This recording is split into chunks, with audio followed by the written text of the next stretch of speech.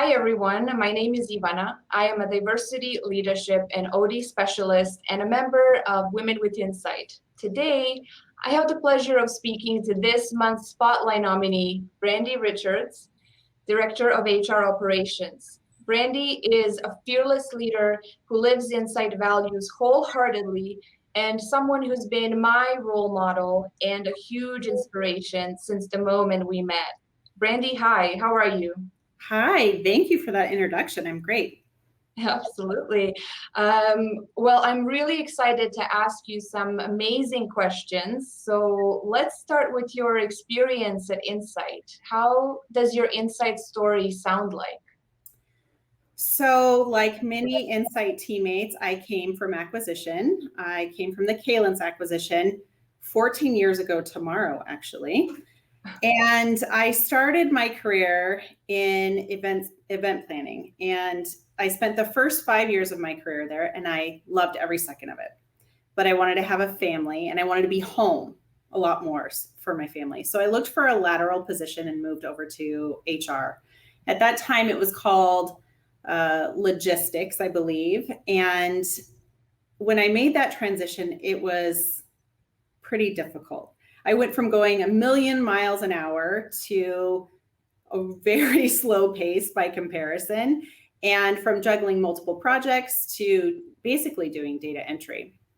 So I decided that I wanted to shift that. I didn't want to stay in that kind of role, but I wanted to stay in HR. So I started asking for projects, anything, everything. I would take it on. It was all fair game for me. So I started doing that, and I started to grow and love what I did again, which was great, and handle multiple projects and all of those things. At that time, I had a leader who shifted to another role, and so the HR programs manager position became available. So I, of course, applied because I wanted to take on more, and I got it. And I held that position for a little while, and I enjoyed it, and we grew more and more and took on more and more things. And then the HR operations position became available. So, of course, I went for that too. And I was lucky enough to get that one. Thankfully, my leadership had enough faith in me that I could do it. And so at that point, I was leading HR programs and HR operations. Since then, I've grown to take on not only HR programs and HR operations, but now the HR team in the Philippines and in India. So that is my career journey so far. That's amazing, Brandy. What I can learn from your story is that we as individuals should play an active role in finding that job fulfillment by taking charge of our own journey and showing interest in taking initiatives, and not just to make an impact, but also to learn new things. On that note, I saw firsthand how committed you are to developing and growing your team. As a leader, how and why do you prioritize teammates' development? I think all of us love to learn, right? I think, after you've been in a role for so long, you can get bored if you're not getting new things. And I think every individual is unique. So each teammate on my team has a unique vision for what they want their career to be. Some people want to grow in the role that they're in and stay in that role. And that's totally fine. So it's my job to figure out ways to develop them and give them more projects and things. And other people want to grow into roles that have nothing to do with HR. And that's totally fine too. So we've worked with other departments to try to give my teammates opportunities to learn and grow in those areas as well. So everybody is unique and different, and I try to help everybody get where they want to go, even if that's not on my team. And I agree with you. Like you said, everyone has such unique ideas about their careers and their development. And it's so nice that you're taking the time to truly understand and support your teammates' growth in a way that makes sense for them. Turning slightly into a different topic, as a woman working in technology field, I'm curious if you ever experienced any gender bias. Do you have any examples? If I personally have dealt with gender bias, I've been totally naive to it. But I have been guilty of gender bias, sadly. And this is specific around when I had my first child. I worked for a man who had 2 young kids of his own and a stay-at-home wife. And so my natural assumption, even though this is not right, my natural assumption was that he wasn't going to be very supportive of a working mom, right? So, coming back to work, I was a little bit worried about needing to go, spend time in the mother's room a couple times a day and, be home with a sick child and things like that.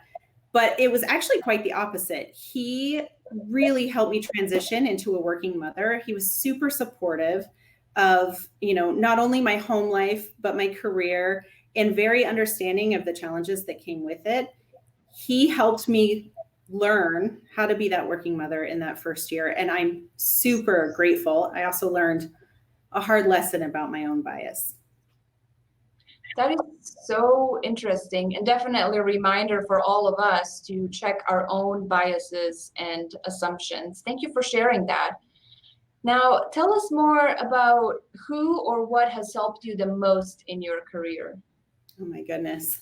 That list is really long, right? And I think that's true for all of us. I mean, your family, your peers, your mentors, your leaders, both formal and informal, and your direct reports. All of those people have an influence, and all of them help you throughout your career.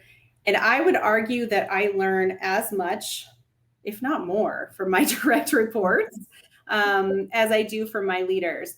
The people that have really taken a risk to give you that difficult project, even though you weren't quite ready, or that role that you weren't quite ready for, but they saw the potential in you. And the people that chose to give you really hard feedback that maybe was hard to share, but you really needed to hear. All of those people, all of them have helped me along the way. And there have been special people, like at every moment throughout your life and your career to help you get to that next step. I see a lot of growth mindset, and I'm so impressed that you're someone who shows genuine interest in learning from different people regardless of their job title. And I love that you mentioned that, because my next question is, can you share some valuable lessons you've learned in your career journey? Yes. So I saw this sign the other day in front of a high school, and I thought to myself, no truer words have ever been written. And it was, everything you want is on the other side of hard. And I want to pause there for a second, because it's so true. The things that are hardest are the things that we learn the most from, right? So, taking on those tough projects, the ones that aren't sexy, that are kind of in the trenches, those are the ones you learn the most from, and often you find most gratifying. So my second point would actually be to take on those tough projects, right? Like raise your hand for the things that people don't want to do. And I've done that a lot over my career, and I've learned a ton, and I've enjoyed it. Now, were they hard? Absolutely.